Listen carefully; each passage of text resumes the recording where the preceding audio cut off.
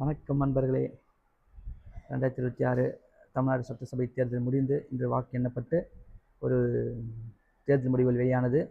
யாருமே எதிர்பார்க்காத முடிவு தான், சில ஆச்சரியமான முடிவுகள் கூட. அதுவும் மட்டும் இல்லாமல் இதுவரை ஒரு 70 வருட அரசியலில் எப்பவுமே நடக்காத ஒரு சம்பவம் இந்த மாதிரி நடந்திருக்கு. அது என்னென்னா, அதுதான் தொங்கு சட்டசபைன்னு சொல்லுவாங்க. உங்களுக்கு எல்லாருக்குமே மேக்ஸிமம் நிறைய பேருக்கு தெரிஞ்சிருக்குன்னு நினைக்கிறேன். தொங்கு சட்டசபை என்னென்னா, தொங்கு சட்டசபைனா எந்த ஒரு கட்சிக்குமே மெஜாரிட்டி இல்லாத போது அவங்க வேற ஒரு பார்ட்டி கூப்பிட்டு மெஜாரிட்டி நிரூபித்து அதுக்கப்புறம் தான் அமைச்சரவையை ஃபார்ம் பண்ண முடியும்.